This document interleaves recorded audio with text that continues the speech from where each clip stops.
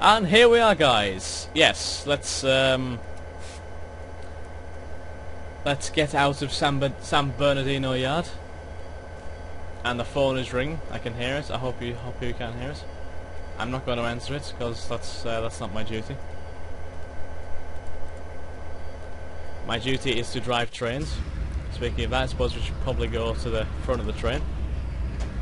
And we'll leave via Sandbar Yard Gate 1, then go via Sandbar Track 1, and then we'll go via Ono Track 1, then via Devore Track 1, then Callan Track 1, then Callan South Track, then the Summit Track 2, then the Lugo Track 2, then the Frost High Track, then the Victorville Siding, what was that number? No. Victorville Siding 5. And then East Victorville Siding 4. We have a lot of tracks to go through, don't we? But luckily, as soon as we are clear of San Bernardino, as the instructions did say, we can indeed open the throttle up and really get going.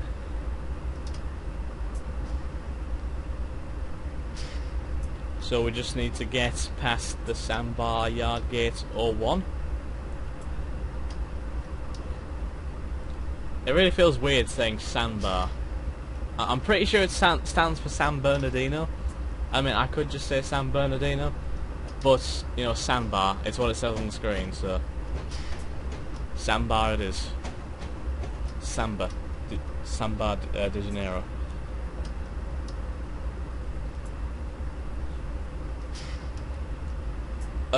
Yeah, we're just coming out of the siding onto the main track now, I do believe.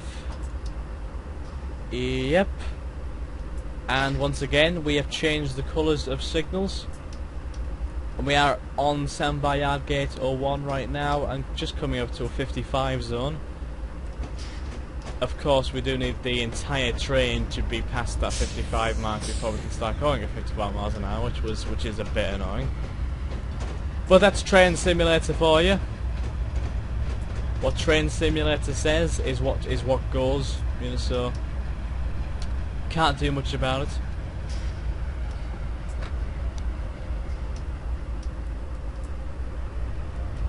Let's slow down a tad. Don't want to overdo the speed yet. Yeah, that's right. I said yet.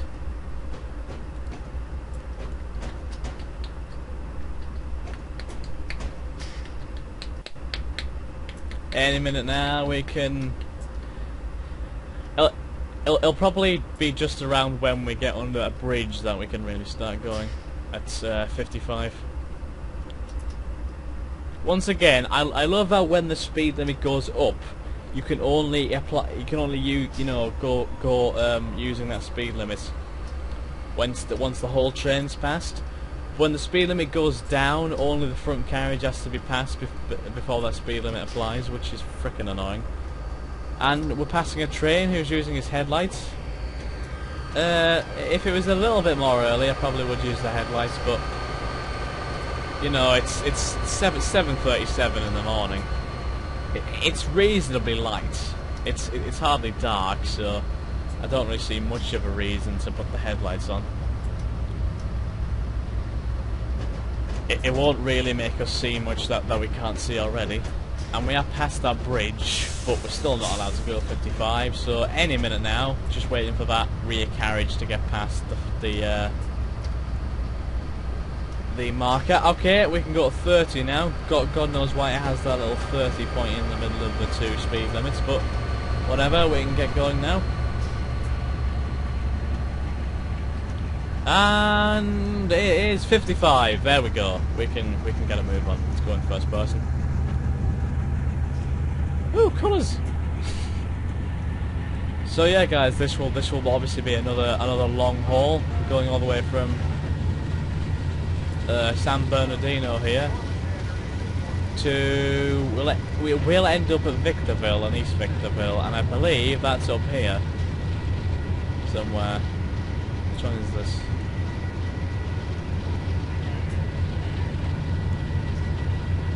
That's the Thorn one. Is it this one? Not quite sure which one this is. That's Victorville there. And is that East Victorville? No, it's the Oro Grande. What the okay. Oh. I'm confused. Oh, please don't say this is East Victorville.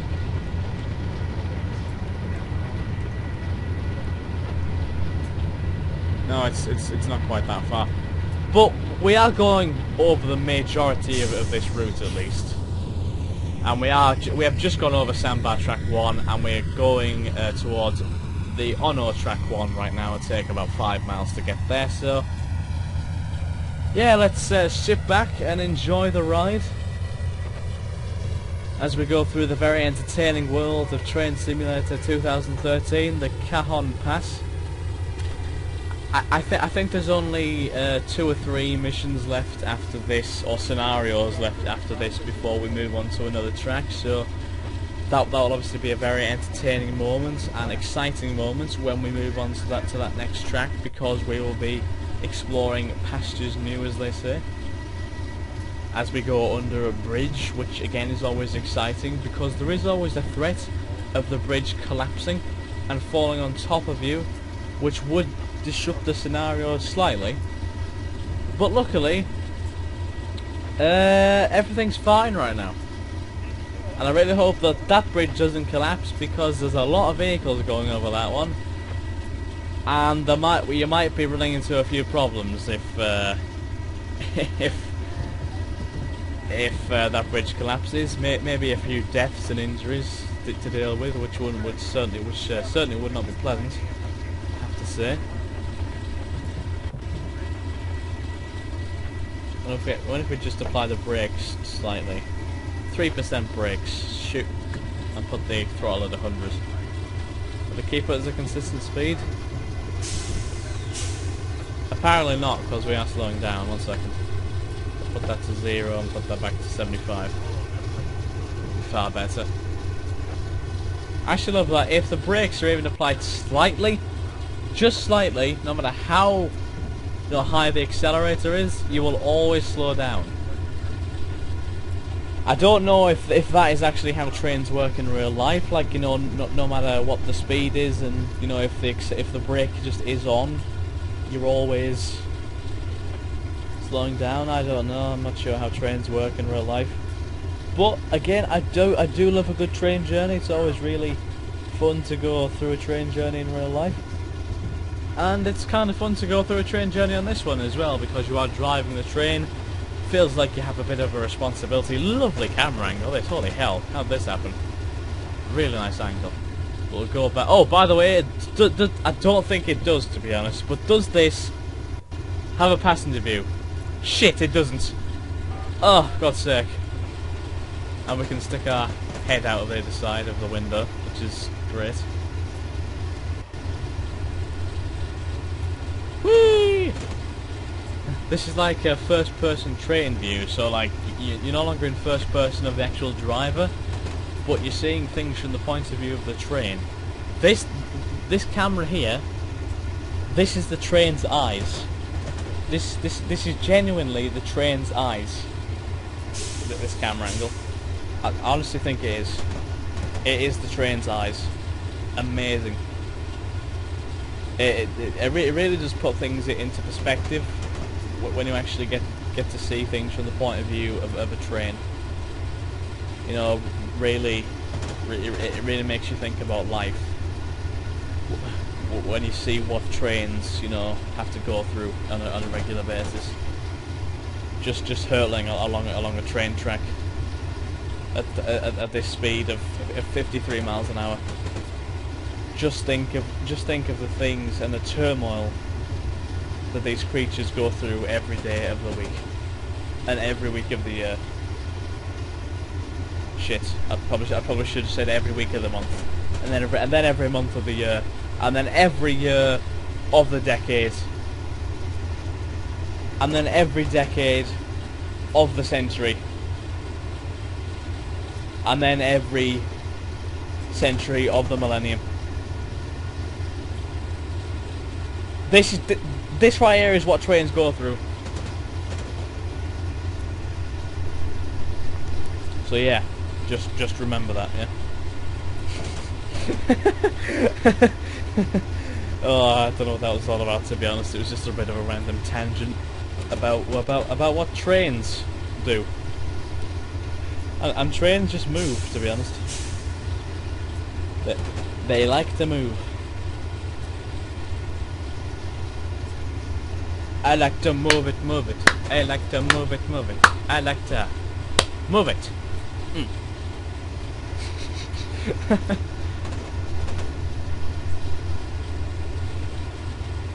Thankfully, we are before things get out of hand. We are coming up to the Ono Track 1, which will obviously complete our current objective and set us on to the next one. It's less than a mile away. You can definitely see it well on the track monitor right now. That is what the actual name of this thing here is. Shit, sorry. It's called the track monitor. I know I sometimes call it the mini-map. I mean, you can understand why I would call it a mini-map, because look at it, you know. It's small, and it's kind of a map. So, you know, it just seemed the logical thing to say at the time. But we are, oh god. Bit of a wobble there. But we are on our way to the Devore Track 1 now, as we pass this train which is going past us. It seems to be quite a similar train to ours. Plenty of freight going by. There's a hell of a lot of freight going by, actually, yeah.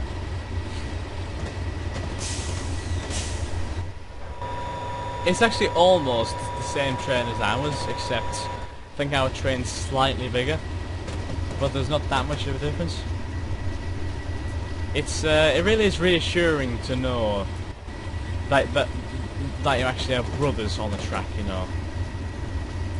The train has brothers. Now just think about what the train goes through when it sees its brothers on the track. Oh, I'm sorry.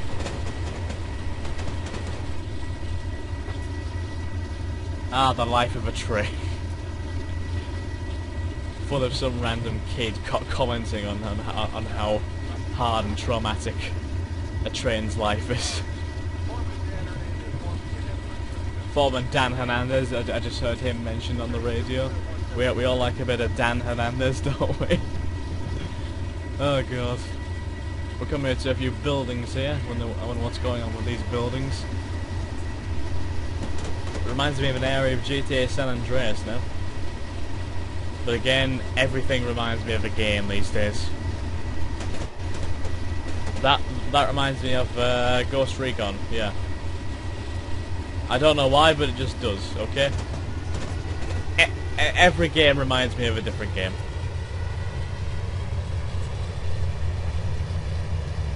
Anyway, I suppose we should just brake a little bit here because I can see a 45 zone coming up.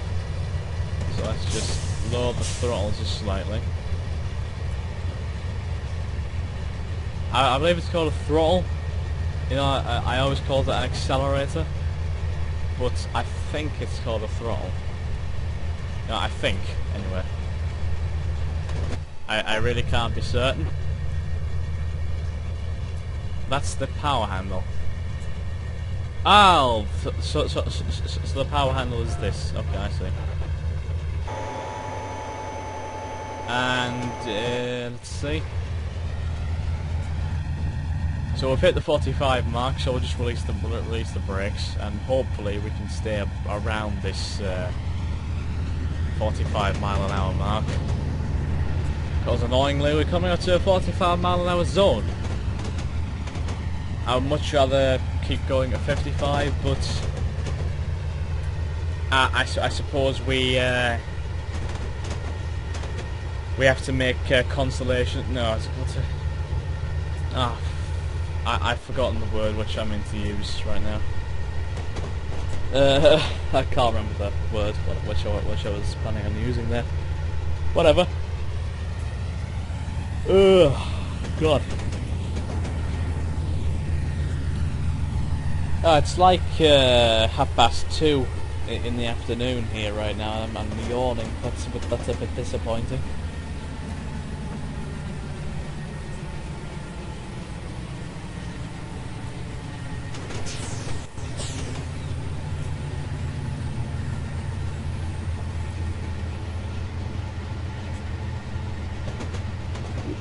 Lovely views of the hills in the Cajon Pass here. Again, I'm not sure if this place is called the Mojave Desert. I don't know if the Cajon Pass is part of the Mojave Desert, or the Mojave Desert is part of the Cajon Pass. I really don't know, to be honest. I'm not an expert on US geography, but yeah, it's still quite a nice, you know, area to drive a train through. Really lovely.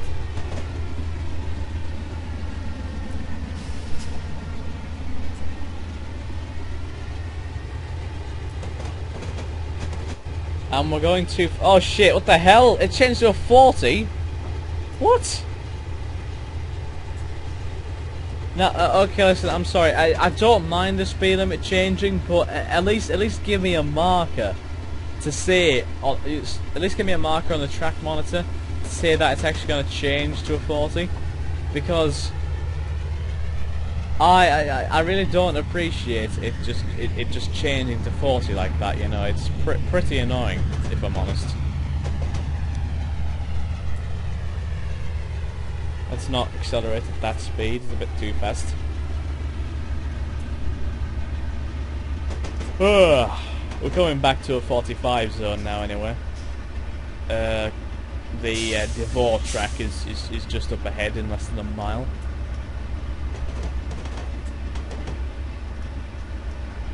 Nice power lines. There's the underground ones. Lovely. You can definitely tell that we are still in the Cajon Pass when you see underground power lines. Marvellous stuff there.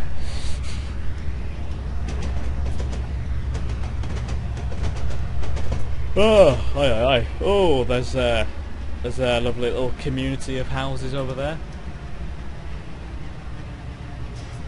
Reminds me a bit of like a favela sort of place, you know, like a shanty town.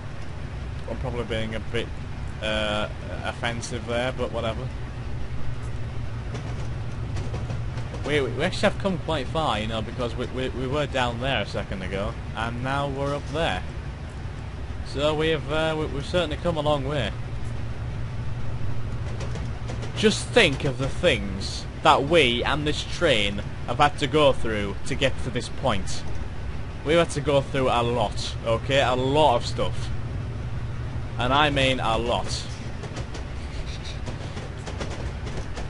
Anyway, now that we just have passed the Devore track, I'll just put the episode here. So hope to see you next episode, guys.